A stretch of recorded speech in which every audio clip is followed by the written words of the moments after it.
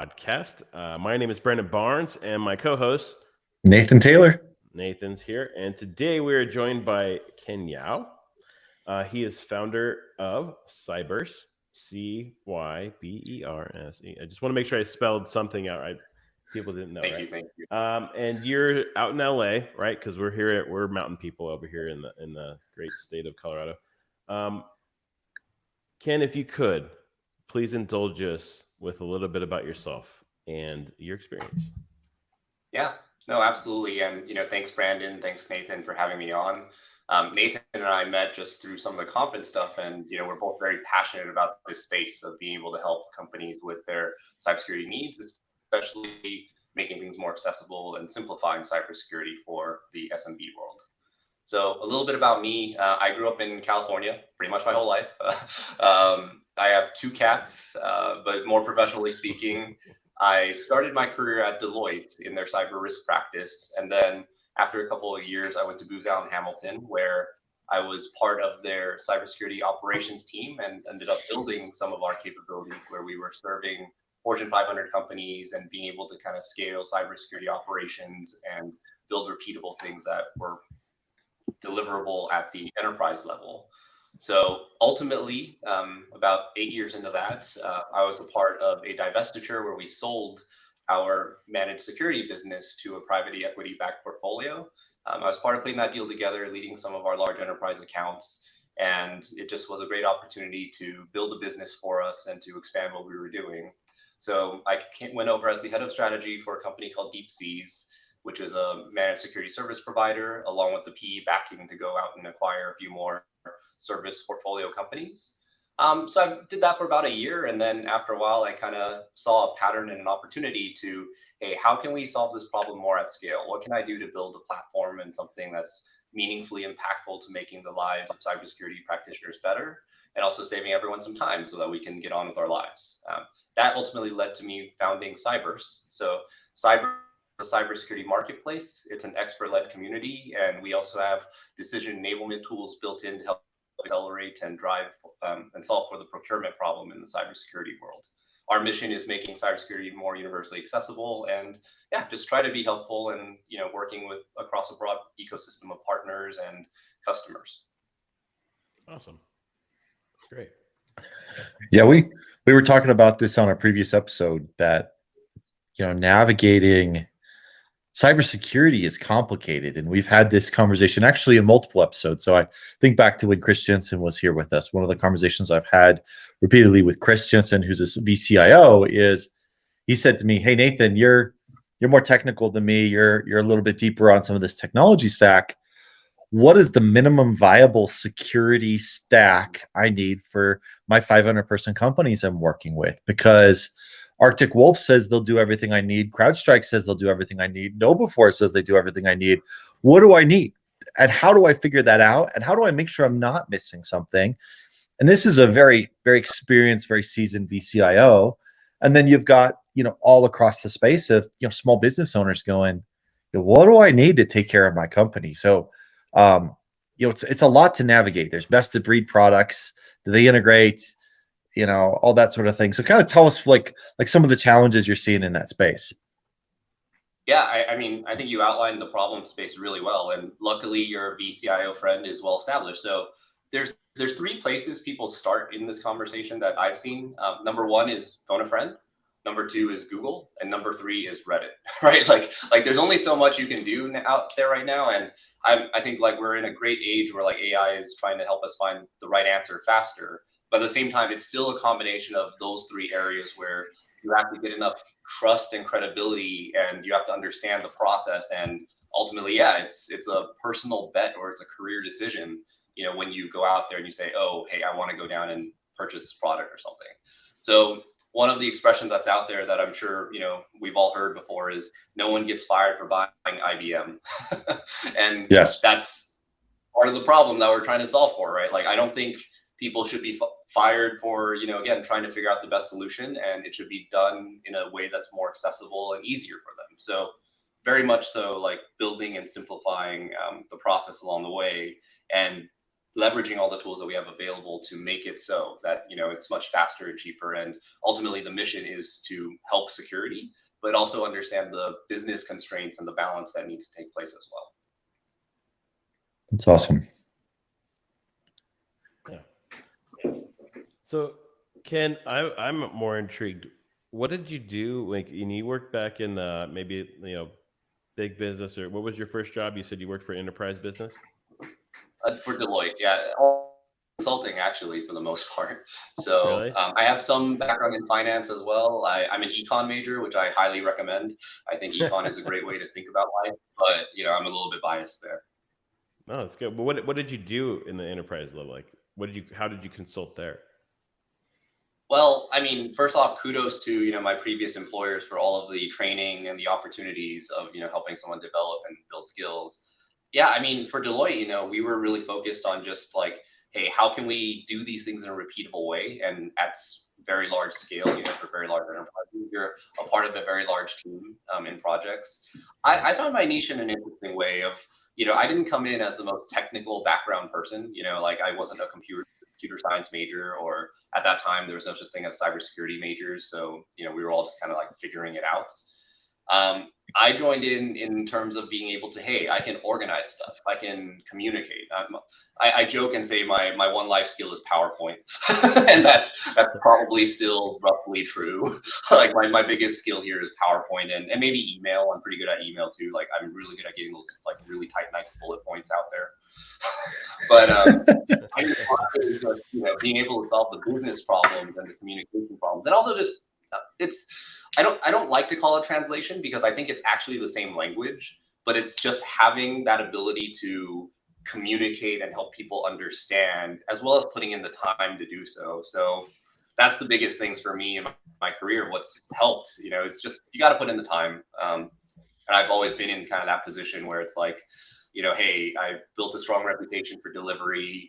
You know, a lot of my team knows that I'm putting in the time and the hard work to get there. And it's just very much, I think, the big thing of the security world, especially the services world of security. It's all about just like, who are you working with and how much do they really have your back? And, you know, can you see eye to eye and trust them in the work? Right. Okay. So that leads on to my next question.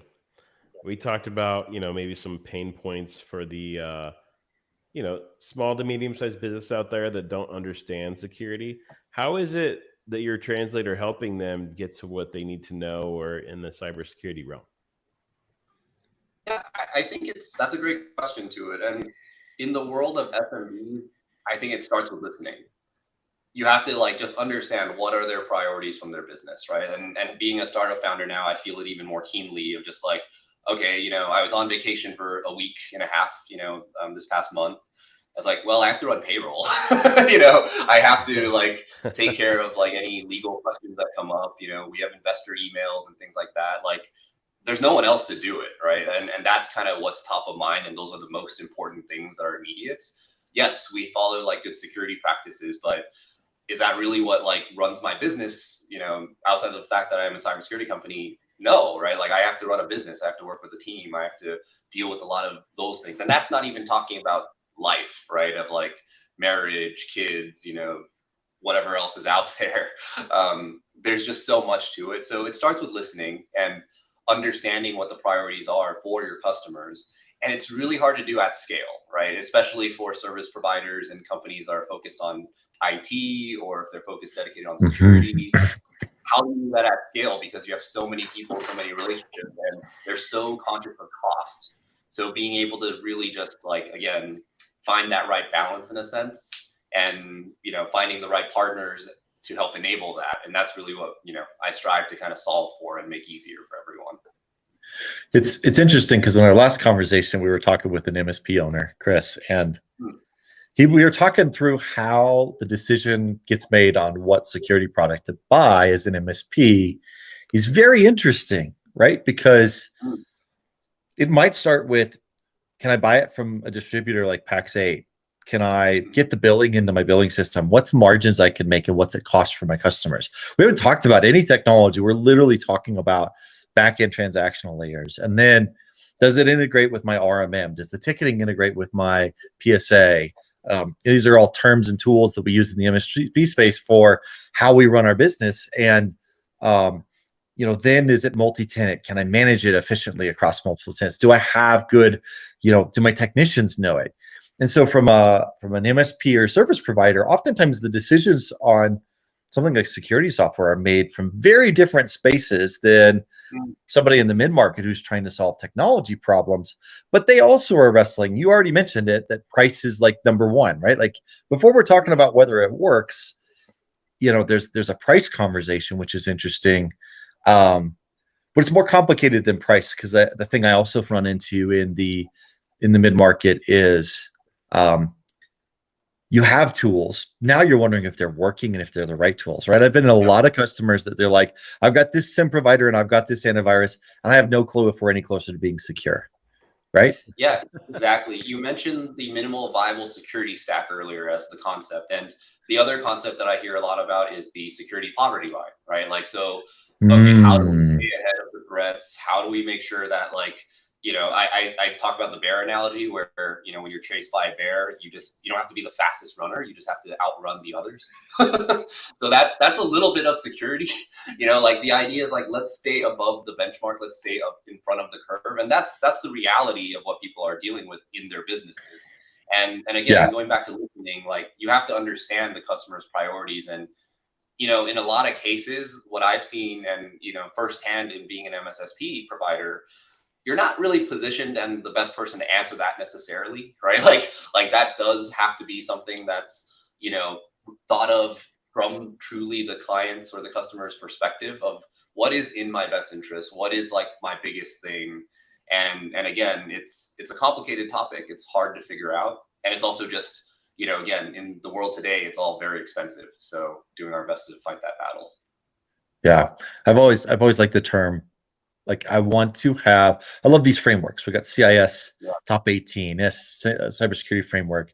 They're really valuable because they help everybody, including the Uber nerds, be detailed and organized in covering security, because it's easy to take care of the things you like and the things that are interesting and leave the front door open, right? You got the most amazing firewall in place and you got the best endpoint agent, but you don't have MFA on admin accounts on 365. Why bother, right? So I like the combination of, you got to start with a pragmatic security of just like, what are the basics? What are like you called it the poverty line or the minimum viable product of, do you have MFA? Do you have EDR? Are you, whatever the layers are, you have to start with that basics. And then the framework becomes really helpful after that. Okay, now how do I tighten things up? So I agree with you. I think there's a real value in wrestling through, helping people think that through. Let me ask you some questions. Let me listen to your responses. Let me take my experience and my understanding and apply it to the scenario. Yeah, no, exactly. And again, listening, tailoring to the environment, it's all so very hard to do at scale. So that's, again, the problem here of like, okay, I break cybersecurity into actually two problem sets. One is awareness and the other is activation. Awareness is, again, just this wild thing of like, oh man, there's so much noise, so many things going on. Hey, I need to be compliant. I need to do this. And then activation is, okay, now that I'm aware, how do I make a choice, right? Like, what's the right choice? How do I defend that choice? That takes, again, the trust and credibility to activate and to go down that path. And I think the key goal for all of us is, we have to be better about knowing how to meet our customers where they are in their journey. So sure, sometimes they are at an awareness stage, or sometimes they are at an activation stage. And there's all of these resources out there that, we as an industry can help point people to and direct. And I think it comes from also just like understanding the incentives and being able to align the incentives to enable better security. Yeah, for sure. One of the questions I had for you on that line is, what do you think is the outcome of all of the consolidation that's happening in our space, right? Like vendors are falling left and right as they get consolidated into these more monolithic stacks. What are the pros and cons of that? And how are you seeing that impacting the industry? Oh man, it's a big topic space of it, of like, and I have both like emotional answers as well as more like rationalized answers to that of like I on the emotion of like, I think it's kind of sad, like I think we as an industry have incentives aligned where it's hard for new companies to appear and to come out. Like we're already pretty good inside. Like we're definitely privileged in the industry of like, hey, cybersecurity, everyone needs it, and there's a lot of noise about like excitement for it. You know, in the Yes. startup world, the VCs care about cybersecurity. However, like the way that our systems work, again, going into this like purchasing process as we've defined it today, where people look on Reddit, they talk to, you know, people they know, and they talk to, and they Google. When you Google, you hit ads. When you look at Reddit, you know, it's all the products that are existing and out there, and not so much the new products. And when you phone a friend, it's the same thing, where all of the connections and things point them to the same existing big companies. So it's a David and Goliath case where like a lot of these smaller new companies, even if they do solve the problem, like it doesn't matter, because the moment they come up with a new acronym or Gartner says they solve it, oh, so does CrowdStrike, so does Microsoft, so does everyone, and then they drown you out with the noise of the marketing. And kudos to them on the business model, like oh yeah, this is recorded, you know, like kudos to all of that. Sure. But I think it's a little bit sad, you know, of like, hey, that a bit stifles the innovation of like, how do we really understand and have a meaningful conversation into the real problems and pushing that. And I think it starts with the enterprise there, because the enterprise is the group that has the money and the impetus to really go out there and discover these products and to work with these companies. But it's becoming harder and harder, because as we get like these kind of big, like Monoliths. facts or monoliths, exactly. It's harder to like have the unique factor come through. Yeah. So rationally speaking, for the customer, I think it's great. Like that would be my flip side of it before, you know, I'm just all doom and gloom and sad about it. I think for the customer, you know, it makes sense. It's simpler. You know, you can just go and, you know, leverage Microsoft, and, you know, that covers your endpoint, your email, your identity, and your, you know, analytic type of solutions and security. If you're already a Microsoft house, then that makes total business sense, because as we talked about, it's about the dollars, it's about the cost.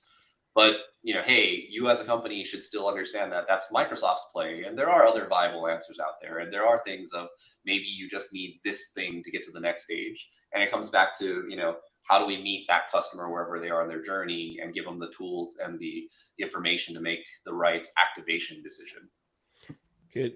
Ken, could you give me an example of how you would do that? How I would do that? Yeah.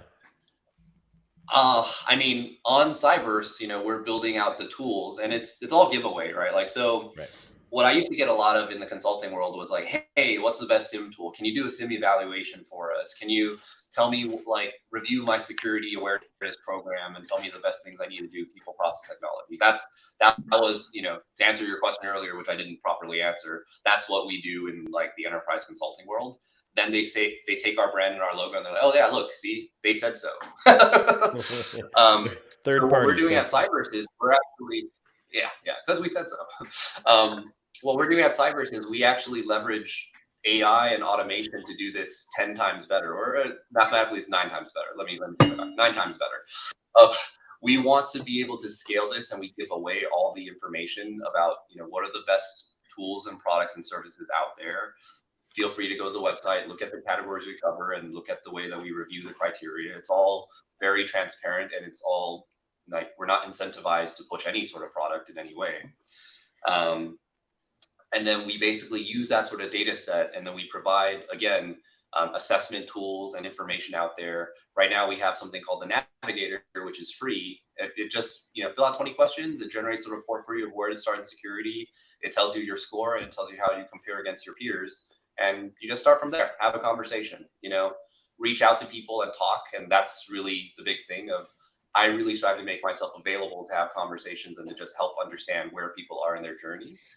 As we're rolling it out further, you know, our next tools are things around compliance, like CMMC compliance is going to be a big deal in the US space for anyone in the, you know, DoD supply chain.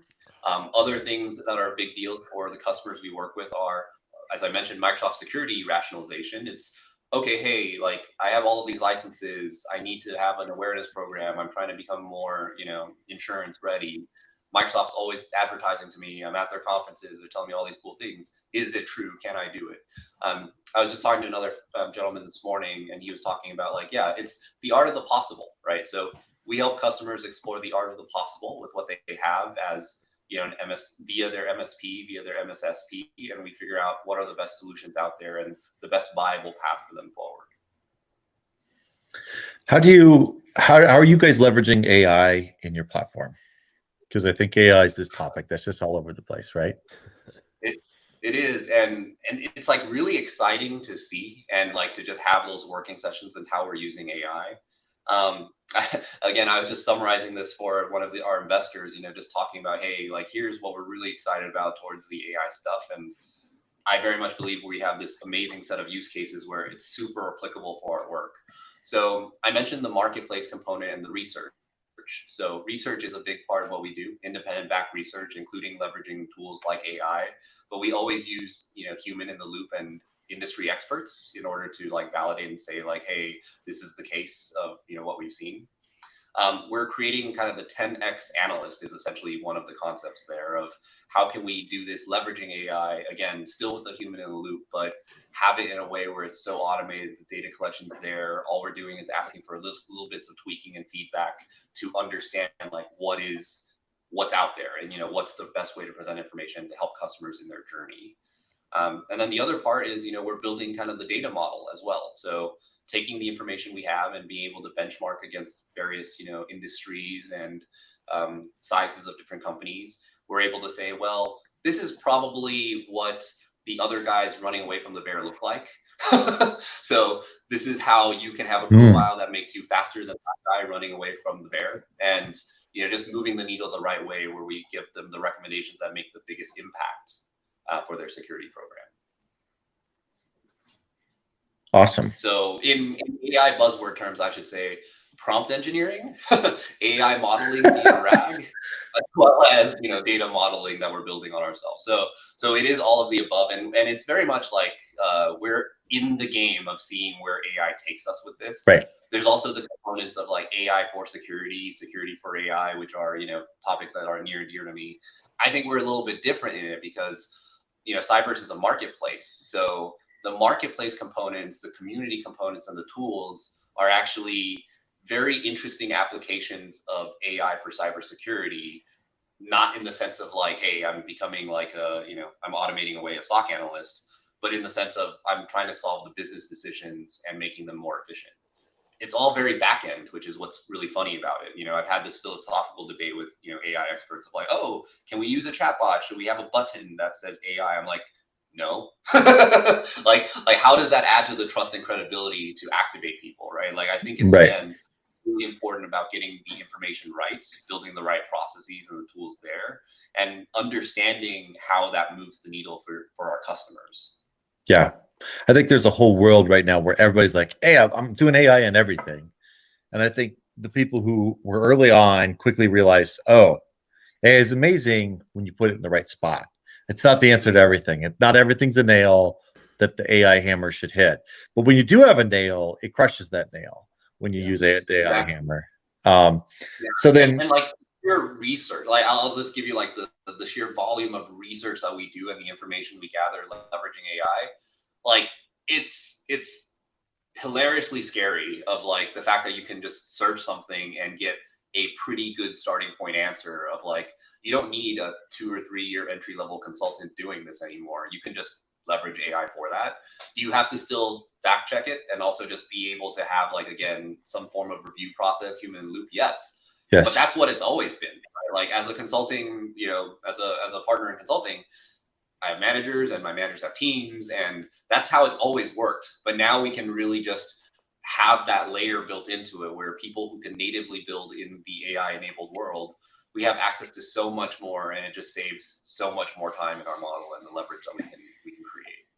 That's awesome.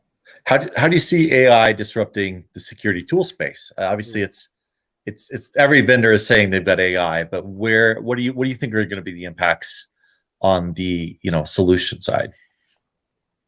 Yeah, I have like, I'm very excited about seeing what happens. I don't think I can claim to know the answer to this, but if it's what I generally have the sense of in AI, I think it's really around identifying use cases where there's a place where 98% is good enough. And that's where I think AI has the best value, where you don't need to be 100% confident, but you need 98% confidence. And we can solve for the remaining 2% with, again, human in the loop work.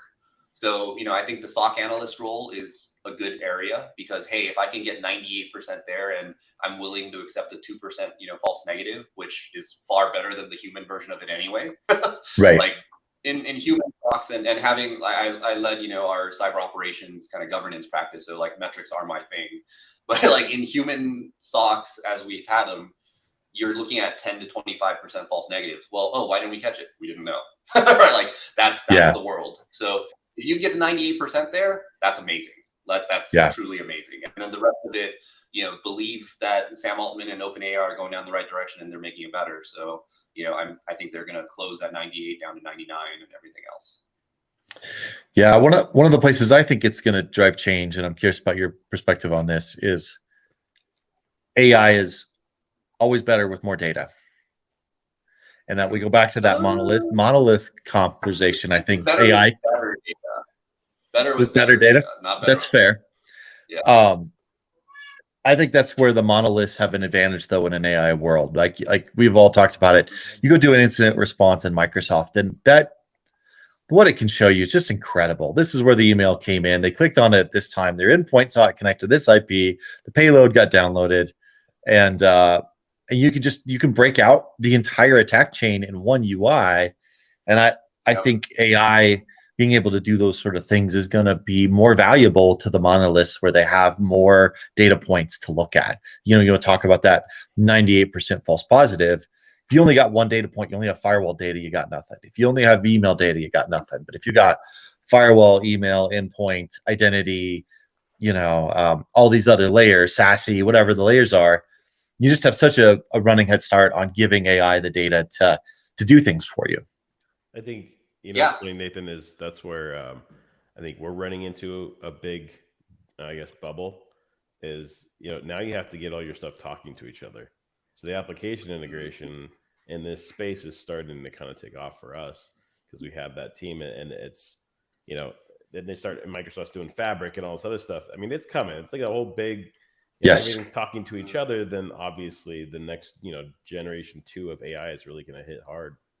But here's a funny thing, Ken, I have to ask, because Nathan and I had this talk months ago. How do you think AI is going to affect the bad actors / attacks as well? Oh yeah, I mean, I think that's one of the really unique factors of cybersecurity. It's adversarial in nature, right? You're dealing with kind of two sides, and that's what makes the problem space we work with so unique. And you have to just kind of be able to always learn and adapt there. From my career experience of seeing how ransomware's evolved and having worked on some of the largest ransomware cases, quite literally in the history. It started off as more activist hacking, right? Of oh, hey, I'm gonna do this, and maybe make a buck or two out of the way. And then it became a business. Yeah. So I think that driver behind threat actors and the way they run things, they're leveraging the same tools and they have the same incentives as any startup does, to use the greatest tools to achieve the greatest leverage and to make the most money. Again, it's kind of human nature in a sense. So I actually have a bit of a, empathy for it of that's just they're just trying to make a living. They're just trying to make and create a business as well. And it's just, the hustle behind it. So I think it's going to push and kind of, make things more scalable for the attackers, which is, something that the at the enterprise level, when we're talking about all the data stuff, tying into the earlier topic there, I think the enterprises are well equipped to deal with that. But what do the small medium businesses do, right? How do they, afford the level of data visibility, quantity, as well as the latest and greatest tools to do it? It's a really tough problem that, again, I think we're all part of this mission to solve through, building new tools, finding ways to do it more efficiently. And again, for me, it's the marketplace and being able to, again, make the business problems simpler, simplifying the business and finding the answers to the business problems. Absolutely. I see you have your cats. I see the cats up there. Yeah. This one, her name's Macho. Yeah. She's very much a very friendly lap cat, and sometimes joins me in meetings. But There's yeah, one I behind mean, you. There might be one behind you too. is there one behind me? Might have been. I don't No. know. But yeah, the other one does run around a little bit. I would hope not. Yeah. Yeah. The industry's evolved and continues to evolve. That's again like one of the reasons why I think it's a natural progression too of like, hey, security needs to become more efficient in order to scale better. And we also need, I think there's geopolitical considerations too, right? Like, so my family is actually from Taiwan, and again, I've been in a lot of like enterprise rooms where the topic is around, hey, we have operations in, other nations where there's a potential threats. How do we kind of manage that risk, from a people layer, from a technology perspective, and also from a tooling perspective as well. So I think there's a lot to unravel there, and a lot more that we can all do down the line. And it's even like cooperative in many senses geopolitically too, for privacy, for example. How can you, again, ensure rights of people as well as value, and getting into the politics side of, like, I think data has a ton of value. That's what people are creating now, right? Like, it's all about the data. Yeah, I think your comment about it's evolving, I think AI is that's my favorite word for it. It's an accelerator. You need to go, like you said, go analyze a tool set on the internet. That AI does it so quick. You could have somebody go do it in 3 or 4 days, or in a 10-minute prompt, right? Or you need to convert a 50-page technical document into a PowerPoint, and Copilot will do that in 3 minutes, and it's brilliant. It's amazing. It accelerates things. But I think in a cybersecurity world that was already moving quickly and evolving quickly, I think AI is just jet fuel on top of it. It's just taking it to the next stage. And I think it's challenging, because we used to be able to get up to speed as technology practitioners. As things change, we could evolve. I think there's times where the cybersecurity space is moving quicker than we can naturally keep up with. It's just such a wild. Oh no, we lost Nathan, it seems. Yeah, but I was like, on the edge of my seat, ready to kind of like chime in a little bit too. Yeah, go for it. Like with the AI component too, like I agree it's an accelerant to it, but like I'll elaborate on where I see some of the drawbacks right now as well. So it's like this, like as I described, like AI helps me have the scale of having an infinite army of entry-level consultants, people that like have looked at stuff but probably don't have enough context in some sense to exactly prioritize or exactly kind of rationalize. And that's not what the AI model does, right? It's an LLM. It's looking at word patterns. Right. So that's essentially what a first-year analyst does for us as well. So I would not take the first-year analyst stuff and put it in front of any customer, right? As a good consultant, I would have like my team or myself, in whatever context, I would be reviewing that. And so that's where the human in the loop part is still really, really important to how we leverage the AI tools. And I do believe the models will evolve, and this whole direction towards like AI agents, as well as the RAG model of like retrieval of data and being able to augment the data sets. And again, like I said, it's better data. I don't think it's necessarily more data. That's kind of the key in order to unlock and be able to like really scale it to that next degree, and then ultimately get to this AI nirvana that I've heard so much about. It makes my life easier. I'm not gonna lie. I love it. So I was showing a customer the other day what it does, and we literally took a picture of a crazy math problem that was like huge. A picture, mind you, not even like it was like the equations all. I'm not a mathematician, but it solved it for him and did like a 3-page like printout of what the solution was. It was insane. Wow. So what it can do is, I think just starting, but I agree. Mm-hmm. I think that AI is really going to change the game, but using it in security, and then how it's going to come in the security realm, it's going to just play like a whole different piece in our lives nowadays. I found myself, now here's a question I have to ask you guys. do you still use Google? Are you starting to use, AI to ask questions? Mm. I I mean, I can answer. Yeah. Go for it. Go for it. I mean, I still use Google, yes. Yeah. But it's also just like you find things closer to where you want to find things, right? Like, so for example, I will go to like, I'll go to like Google Maps to find restaurant reviews now, interestingly enough. Like, I'm just like using that to read the reviews as opposed to like, because I know the incentives of Yelp, that's a little bit crazy. So I go to where I want the information now and like keeping it more local. I might search on YouTube instead, which again, another Google product, so kudos to them.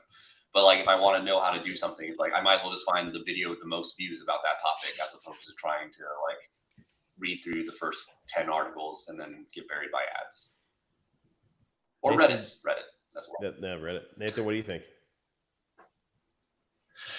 I'm enjoying the fact that Google now has AI results at the top. I find them helpful, and so I think that's starting to change my, because my habit is just to go to Google, right?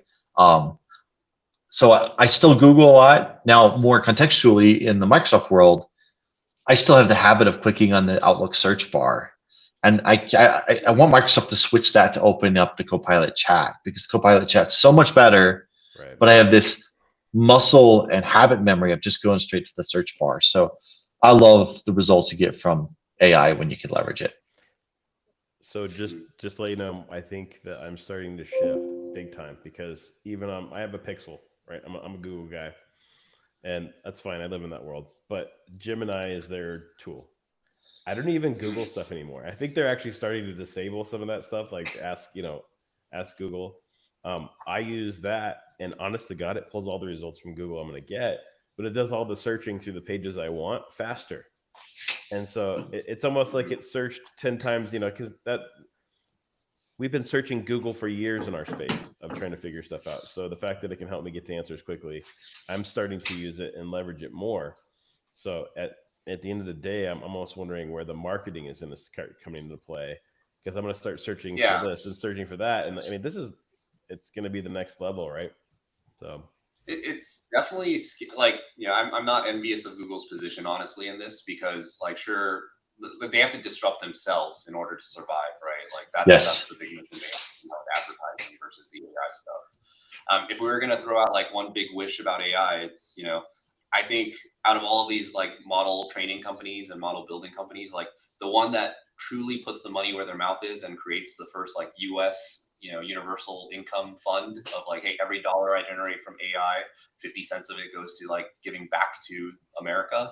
That would be amazing. That's my big wish of like, hey, in that moment, I think you'll win over all of the voters and all of the constituents. Like, why don't we just actually use it to create wealth and like distribute things like that? But wishful thinking. Yeah, it's pretty capitalist.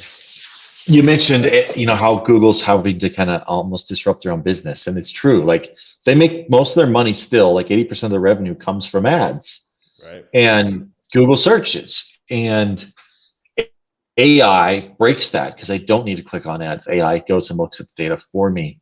I think it's interesting because you see all this news about, the Department of Justice is going to break up Google for antitrust reasons, and I'm like, Google's already breaking itself up. AI is disrupting it. It's that ship has sailed. You guys don't have to do anything. They're going to have to really pivot to stay ahead of the tidal wave that's been unleashed. So I think it's wild to watch the impacts throughout industry. So true. It is. Yeah. It is. All right, guys. Well, we're gonna start wrapping it up today. Ken, thank you so much for joining us on this lovely Friday. Hopefully it's nice out there in LA. No hurricanes for you, so that's good. No hurricanes here.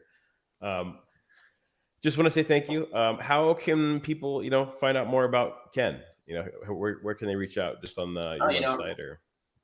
Yeah, reach out on the website, or my @ is Ken Yao at just find me on LinkedIn basically. I'm pretty responsive and just always here to help. It's really just the mission for all of us, right? Like, let's make this all better and help each other. Okay. What's your website? It was a pleasure being on the show. Oh, the website is cybers.com, and you can find me on LinkedIn. I'm pretty engaged on LinkedIn of just like chatting with people and loving to see the new, thought leadership and content from folks. Okay. And I'll definitely try and I'll put your website on our description just in case to make sure the spelling. So yeah. Thank you Nathan, so much. you got anything Brandon. else? Yeah, thanks so much, Nathan. Yeah, thanks for joining us. It was a lot of fun. Great stuff. Ken, once again, thank you so much. Appreciate you. And All right, Brandon. Don't forget to all our listeners. We'll finish it off here. I know Ken left. To all our listeners, hey, thank you so much for listening. And I know that there's just so much out there, but don't forget to like, subscribe, and comment when you can. Thank you. Yeah, we appreciate the comments. Big shout out to Brian, my buddy Brian. He commented and actually triggered a conversation that was really good. So we love hearing comments. We are on LinkedIn. So if you want to hit us up on LinkedIn and just like and share and throw some comments, it's really great to know who's listening, and appreciate all of you kind of reaching out directly, letting us know you're enjoying it. So good stuff. Thanks, Brandon. No worries, man. And also, when we do this, we do the live stream, so it's kind of, it's rough, but we will obviously post our stuff at the podcast at a later date, and it has just a lot more, a lot better quality you can kind of subscribe to. So don't forget that. Have a great weekend, man, and then I'll talk to you soon. All right, sounds good. Thanks, guys. See you, everyone. All right.